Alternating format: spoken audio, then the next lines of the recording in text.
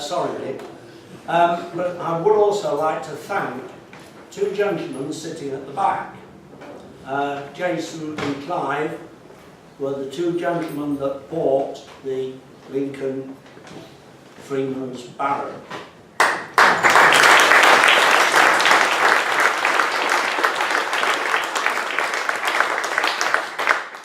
We wanted to buy him for the Gild, but we daren't put any more money in than where our bid stopped, and it went on to considerable way beyond that. And thank you, gentlemen, for buying him, keeping him in Lincoln, and bringing him to here today. And you'll all be able to see him in the back room if you haven't already seen him whilst he was on show in the city. Thank you, Mr. Mayor, for conducting the ceremony for us. And can I now hand over to the Mayor's office? I saw a shake of the head there, but thank you. What my job is now, what we've got to do is a brief history of this building. I say it's going to be brief, if you like, and then you're in for refreshments. Photograph, first of all, photograph opportunity with the Mayor, and then you go outside, and then photograph opportunity outside with the Town Crier and the Mayor. There's refreshments in the chamber, and then after that you're invited. We can do a tour of the insignia room if you want to do that. So that is plan A. We don't have a plan B. And I must say thank you for the speaker. I think Visit Lincoln should employ him. He's done a lot of work there on behalf of Lincoln. As mentioned, Lincoln is a Roman city. So we're sitting above the Roman road, the Ermine Street. The Romans also built the Fosway, the A46 from Lincoln to Exeter. All roads led to Rome, all roads led to Lincoln. Not only did we have a port in Lincoln on the River Witham that led to Boston and the North Sea, the Romans also built the first canal in the British Isles from our pool of water 11 miles west to connect to the River Trent, which connects to the Humber, the Ouse. So we were centre of communication, very important. And the Romans had local government here in Lincoln, and their basilica, or their town hall, was on top of the hill. Many people here will know the remains of it as the Mint Wall, because they thought it was the Lincoln Mint, but it wasn't. It was their basilica, their meeting place. So the Romans met on top of the hill. In Viking times, we were in an important place in Viking times. They met at the Moot Stone, which is about 200 yards north along our high street. Where Ruddock Shop is, there's a plaque there saying this is where the Moot Stone was. That's where their local government used to meet. And today, the council meets here. So you could say over the centuries that local government in Lincoln has gone downhill. So this building is over the Roman South Gate. If we'd been here in Roman times, Roman South Gate, big wide river making its way all the way down to Boston. We shall never see the Roman South Gate. Buildings have always been on top of it. There's certainly one here in Viking times because we get the name Stonebow from Steny-bow, which is Norse for stone arch. So certainly archway for centuries and centuries here. This was completed in 1520. We have a record of the oak roof being put in place in 1520, which makes it a Tudor building. So this is oak from Sherwood Forest. Who was in Sherwood Forest? No, Errol Flynn, Kevin Costner was. So this building was complete, changed very little over the centuries. Except maybe modern fashions came along, sash windows became part of it. So in the 1700s, they put sash windows in. But unfortunately, the panes of glass, the original ones, were broken back in 1761. There was the election for Member of Parliament. We used to return 2 members of Parliament here at Lincoln. And Sir Thomas Scrope felt that he should have been elected a Member of Parliament. He stormed the Stonebow and broke the windows. He was declared of unsound mind. Nevertheless, 5 years later, having the right qualifications, he was made MP for Lincoln. So, how is Lincoln City Council formed? It's a district council, 33 councillors, 27 of which are Labour and 6 are Conservative. And this is where they meet in full session, once about every 8 weeks. Most work nowadays for council are done at City Hall in committees, but the main decision body meets here. And they'll meet on a Tuesday evening. The public are invited. In fact, the public get the best seats. The best seats are at the back there. Very comfortable, aren't they? Nobody nodding off at the back, that's for certain. The councillors know their place when they come here. The Labour seats will be along, sorry, Conservative seats will be along here, and then the Labour all the way round. But we don't have 33 seats, so the people who are sort of in charge of the portfolios, like housing, economic development, they will sit here. The Chief Executive will sit here, they'll be assisted by a solicitor, because things are fairly technical nowadays. The officers of the council will come along to give advice, and if the press come, they will sit where the Freemen are sitting over there.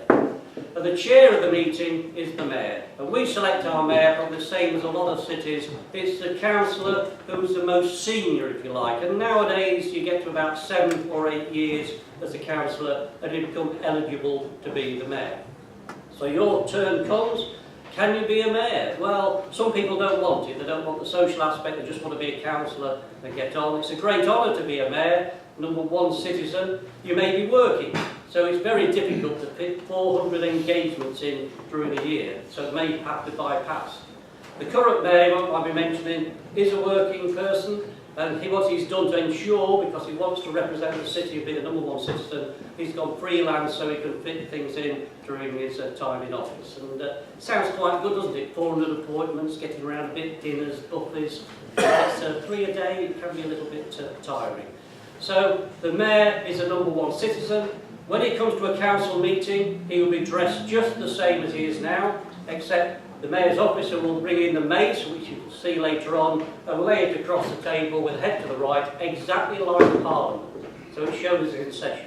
And for his period in office, he is totally independent. He has to be independent, he chairs the meeting, he does have a casting vote, but I don't think that will be brought into play this year with 27 versus 6. So, and we're also one of the few cities, there's only 15 cities that still have a sheriff. In the 1970s, sheriffs remained of no function whatsoever.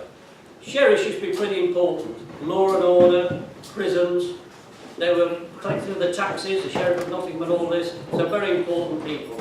Nowadays, the sheriff doesn't have any function whatsoever, purely ceremonial, there to support the mayor. And we're one of only 2 cities where the sheriff needn't be a council.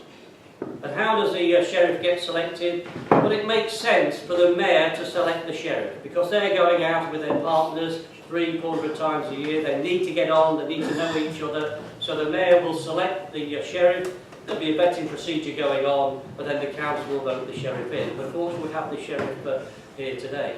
So that is the function now. They're ceremonial, and from that you can see we're a very, very traditional city. We like to the events, the opening of the Christmas market, the mayor will there, switching on the lights, it's all a procession. This Tuesday at the War Memorial, I think it's about 12:30, 1:45, there's a big, for the Battle of Lewes, a memorial for the Battle of Lewes, so there'll be a procession, big event in the High Street, so we want as many people to sort of come and remember that as possible. So a lot of events go on, a lot of traditions. We also go to all the graduations at the cathedral, for the university, because we're very much an education city.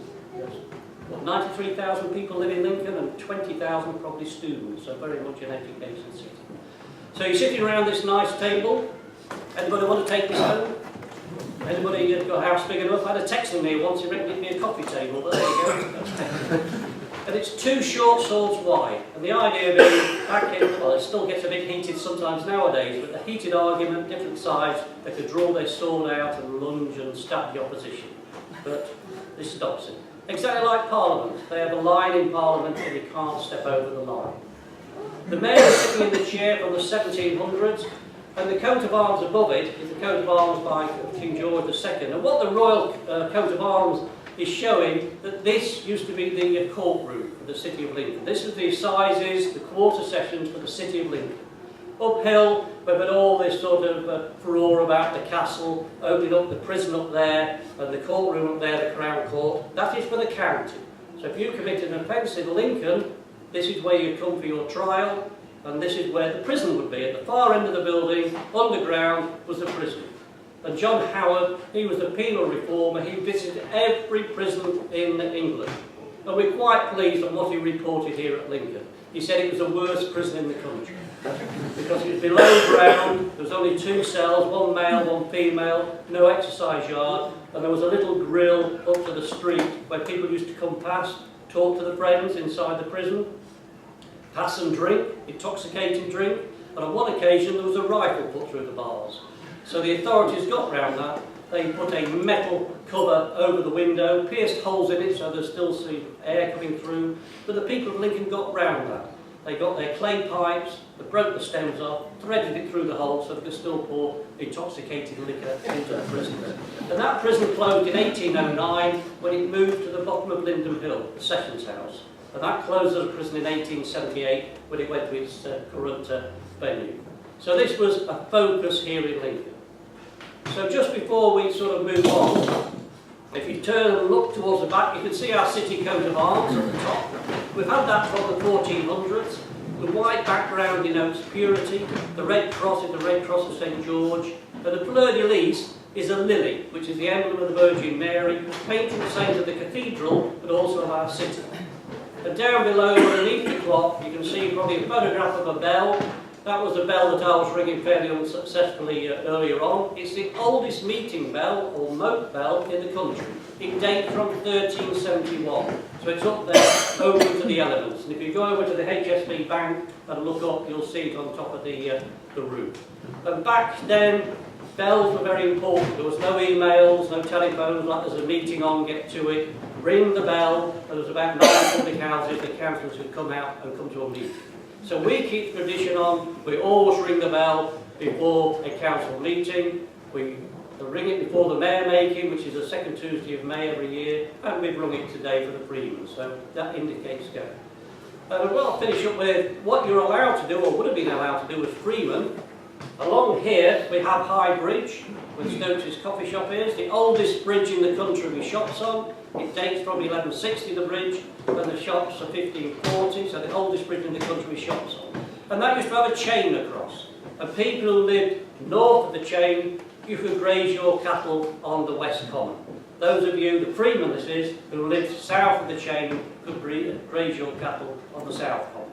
But also I think there's something in it where you're allowed to urinate in the street, is that right? That is correct. That is correct. And by the look of it, there seems to be thousands of Freemen in the city of Lincoln on a Friday and Saturday. So what I'm going to do now, I'll close this bit, but invite in, when you've had your refreshments, Richard, the chauffeur, also can do tours here, so we can do a tour of the building. If there aren't many of you, we'll go down to the insignia room. We've got plenty of time, because it's not 2 o'clock. We have a public tour at 2 o'clock. So most days, Mondays, Wednesdays, Fridays and Saturdays, 10:30, 2 o'clock, we have tours in the Guildhall. It's one of the best tours in the city. I'm a professional tour guide. I do the city, cathedral, castle, you name it, and I think this is one of the best tours that you can do. So it's all something to bear in mind, unless there's an event on. But if you come down and there's an event on, don't get too angry because you're spoiling somebody's enjoyment at 10:30 today. But and all the tours are done for donation for the Mayor's charity, which is live this year. Okay, so if anybody wants photographs now, with Mr. Mayor around the chair, we can do that, please. And then when that's finished, we can move outside, have photographs down there. So fairly flexible. Please relax and enjoy yourself.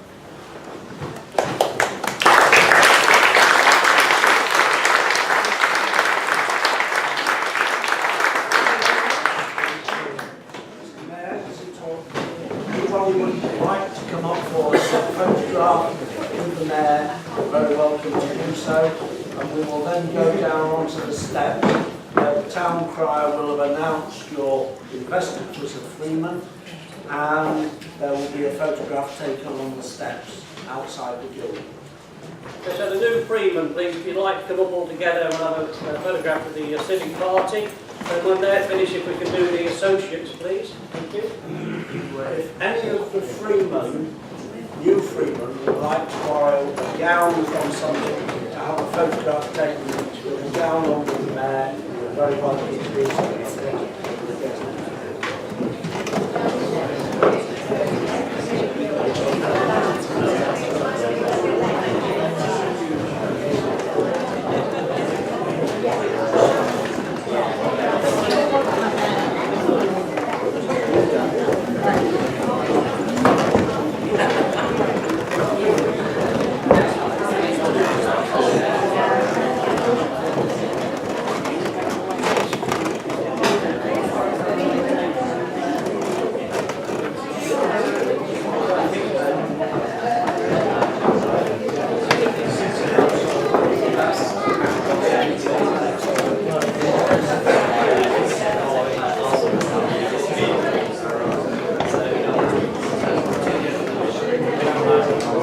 Yeah.